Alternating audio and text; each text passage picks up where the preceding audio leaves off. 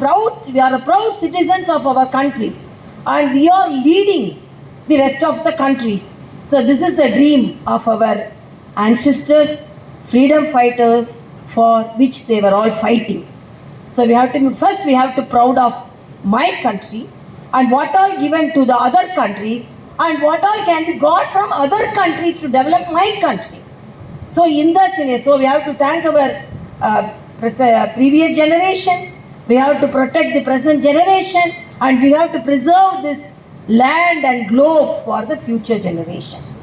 So even consuming the water, saving the water, consuming the electricity, wasting the papers, cutting the trees, everything should be in your mind so that this globe should be preserved for the future generation.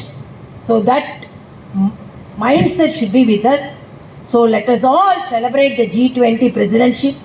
Because of our Honorable Prime Minister's hard work, now we are presiding the G20 conference, and this message should be spread among the students. So only the UGC has instructed the universities to conduct contact programs, and I appreciate the Telangana University for taking forward the message of G20. And all the children, all the students, you should be very confident. Don't compromise your happiness for anything, but always think you should be an achiever. We are not born for just to be an ordinary person. We have born to be an extraordinary person. You should be active. Should celebrate your academic activities. If you are getting 35 marks, you celebrate it. If you get 100 marks also, you celebrate it. 35 marks, okay, next time we can get it. There are ample opportunities are there. So don't compromise your happiness. At the same time, look after your health, mental and physical health. Practice yoga, practice meditation, learn about our leaders. There are so many unsung leaders, freedom fighters are there. When we learn about them, don't go behind only film stars. You have to read about the freedom fighters also. They sacrificed their life in the young age, the age which we are all sitting. In the age we are all celebrating our youth, they lost their life. So salute them also.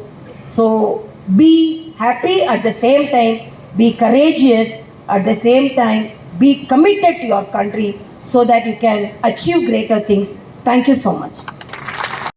Conference, I want to highlight 3 things.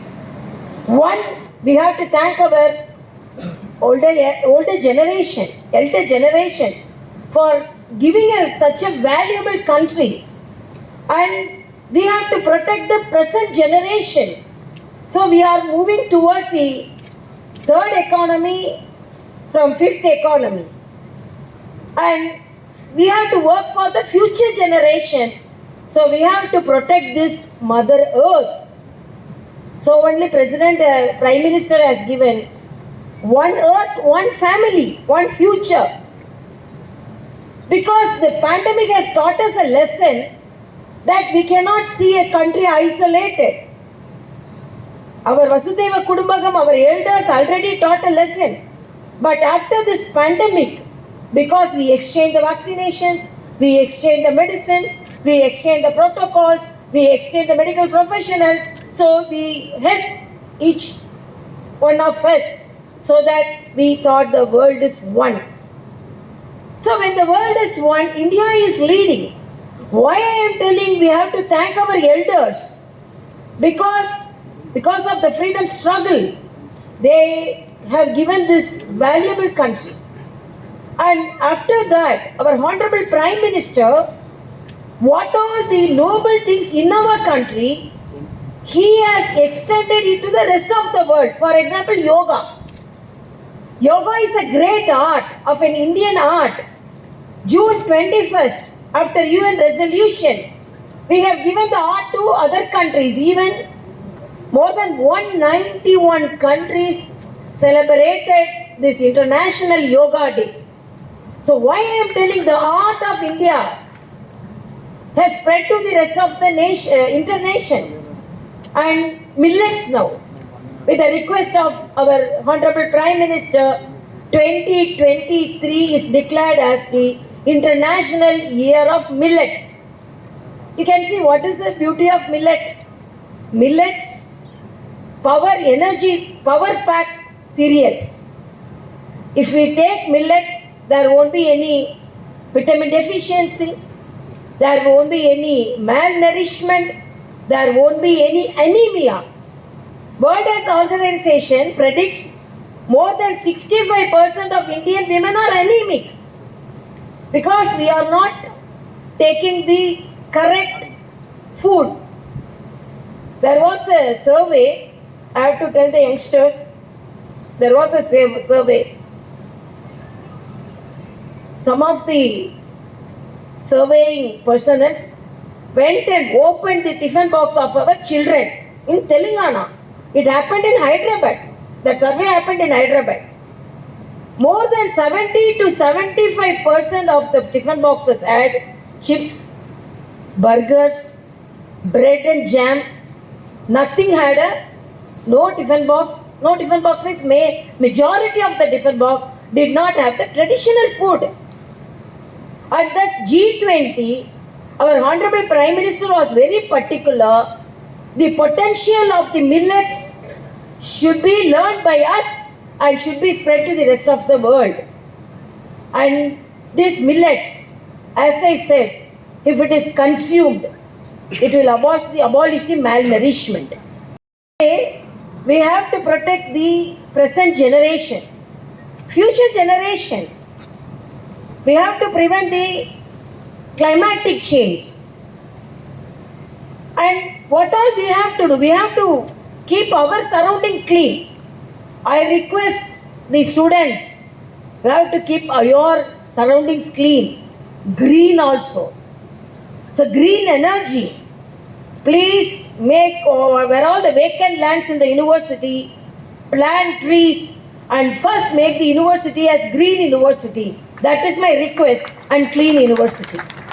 What all could be done by us should be initiated immediately. We can talk about great things. When we take care of small things, great things will take care of itself.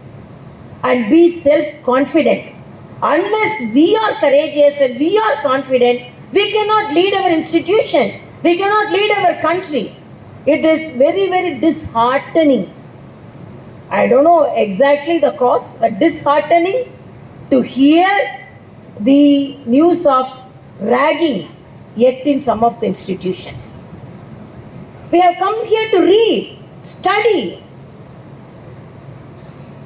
Students should face all the challenges. But everyone should know that the institutions are for studying. And what is the global challenges we are facing? As our Honorable Prime Minister said, before G20, we have introduced NEP 2020 to lead the nation. Because our Honorable Prime Minister said, what is the aim of G20? NEP 2020 is moving the children from classroom to the world scenario.